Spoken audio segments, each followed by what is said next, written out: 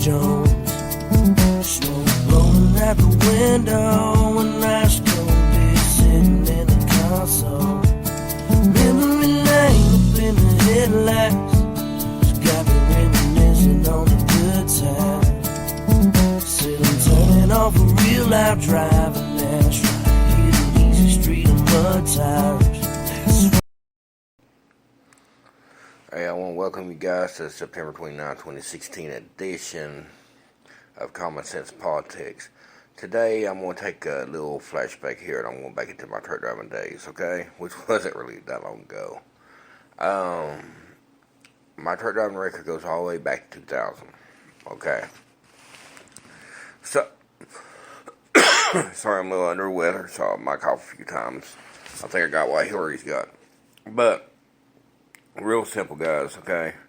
The FMCSA, the Federal Motor Carrier Safety Administration, for those that you don't know what that is really making it dangerous for American drivers on these days to be on the roads. It's real simple. My boy Brandon Cap has posted out something from Live Trucking, and I'm heading to it right now as we're talking. And I think this thing's still on. Yeah, it is. Okay, good. I'm heading to it while I'm still talking to you. He posted it on Facebook, so Brandon, bear with me. He says, it says, CRT granted exemption to allow non-CL holders to drive by themselves. Okay, this is an article from livetrucking.com. It was written by Steve Wilcox. It says, CRT has just been granted exemption by the Federal Motor Carrier Safety Administration, FMCSA. Again, for those that don't know it, those are the ones that make the laws for truck driving. Okay? Which allow CDL permit holders. Okay, this ain't full CDL holders. This is CDL permit holders. They have not passed their road test yet. They have already passed the written portion of the test. Okay, and there's, I think, three portions of the written test, and then you got your endorsements like your tanker, like your hazmat, your doubles and triples. Okay, the company filed a request for an exemption in 2016. The official FMCSA notice, which was published on September 23, 2016, reads as follows: FMCSA announces its decision to grant CRST expedited, not get confused with CRST Malone, as an exemption from the regulation that requires a commercial learner's permit CLP holder to be accompanied by a commercial driver's license CL holder with the proper CDL class endorsements, seated in the front seat of the vehicle while the CLP holder performs behind the wheel training on public roads or highways. Normally, a permit holder can only drive if accompanied by a licensed driver in the front seat. Under this exemption, however, the licensed driver will no longer be required to be in the front seat when the permit holder is behind the wheel. This will allow the pair to operate as a team, with the licensed driver able to rest in a truck sleeper berth for CRST. This means their permit holders instantly become revenue-producing drivers for the company. Also becomes revenue-producing drivers for the DOT. I will get to that here in a minute. CRST is not the first to be granted this exemption. CR England was granted the same exemption last year. And the article says, do you think this is a good idea? Should this be the norm across the industry? Let us know your thoughts below. Well, I'm not going to let them know my thoughts below. I'm going to let them know my thoughts right here on this podcast that everybody should be listening to. Okay? Now, as with any company, you're going to have to be trained to drive a vehicle or to do your job. Okay, in this case, it's to drive a vehicle that can carry in excess of 80,000 pounds. It depends on what you're hauling, but at minimum is 80,000 pounds it can carry, or maximum is 80,000 for drive-in and refrigerated units. Oversized load and flatbeds. Oversized loads, I think flatbeds, I'm not for sure on flatbeds, I never did a flatbed. Oversized loads can be more than that. Okay, so you're looking at 80,000 plus pounds of equipment. Now, I did a little research, and this is about CRST Expedited. They operate 1,000 931 trucks. Okay. They have listed as 3,979 drivers. Okay. They are a team operation, though, because I used to drive for them. Okay, I'm doing the math right now on this. Okay. They currently have more drivers than they can as teams, so I want to know how this is possible. Okay.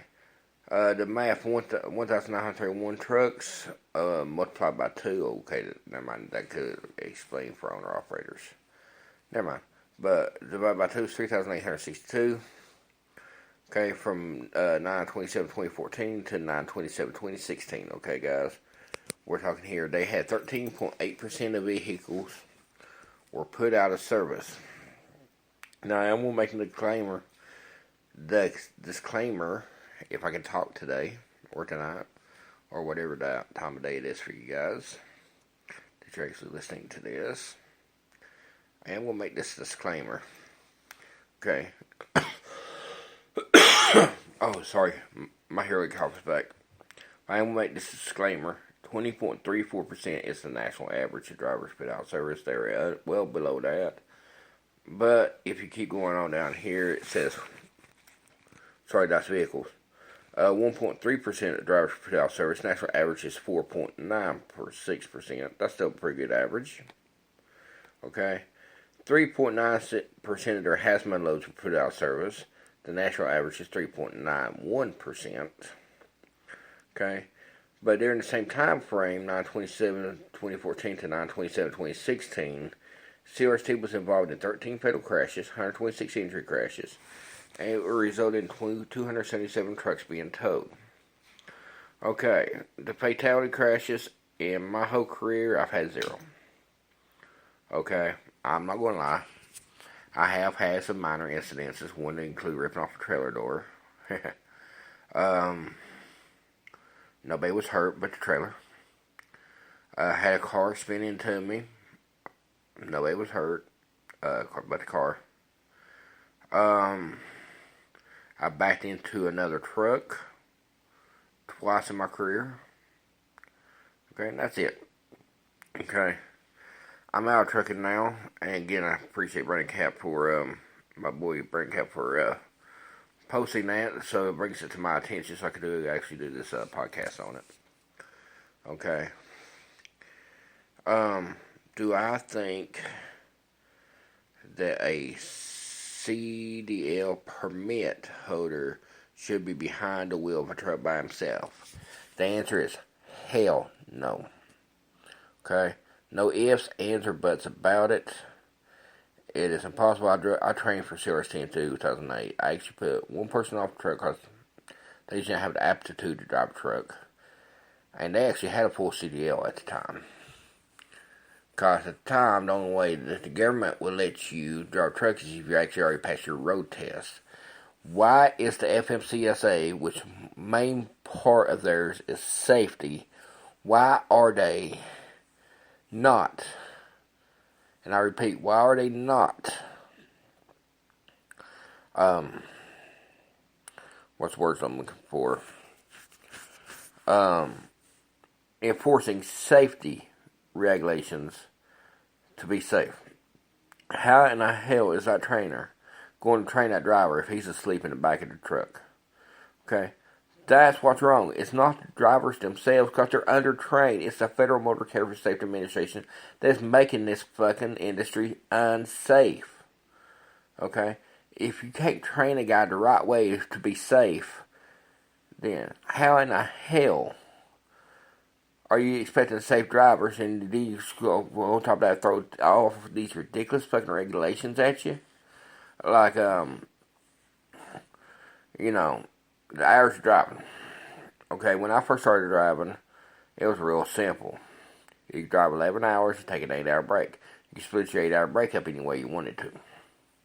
Okay, now you gotta drive no more than 8 hours. You gotta have a 30-minute break in there. Then you drive the remaining of your time. But if you mess up on your 30-minute break and you still have more than 8 hours afterwards, say you get the truck stop that morning, you get real bad stomach infection, you get the shits, you stop an hour into your drive to take a good, long, healthy 45-minute diarrhea fast break, and you fucked it up because you're going to have to take another 30-minute break still to be in compliance with the law. Okay, that's bullshit.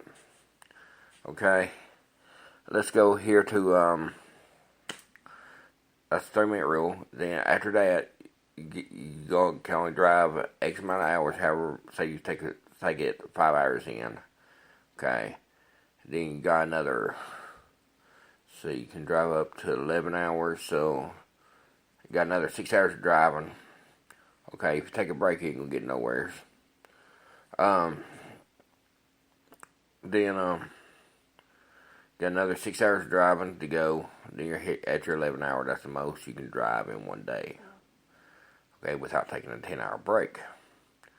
Okay, but you can work up to 14 hours a day.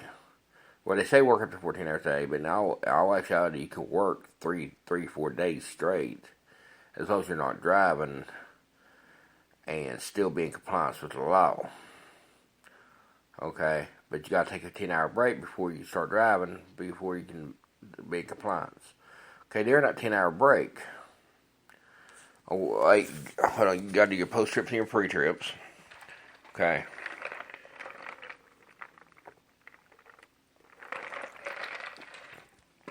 Then, let's see here. It's been a while.